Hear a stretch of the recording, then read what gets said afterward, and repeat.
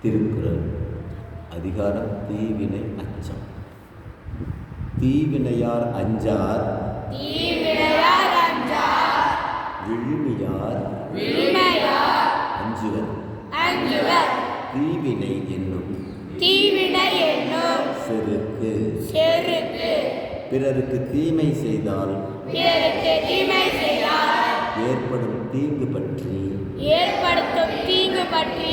தீங்கு செய்பவர்கள் அஞ்ச மாட்டார்கள்.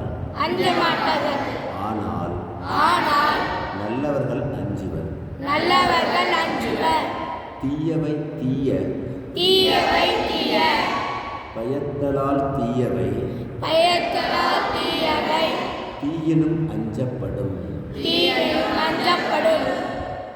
தீ வைத்த இடத்தில் மட்டுமே தீ பிடிக்கும். வைத்தவருக்கு அதனால் தீமை இல்லை. ஆனால் பிறருக்கு தீங்கு செய்தால் அது அவருக்கே தீமையை ஏற்படுத்திவிடும்.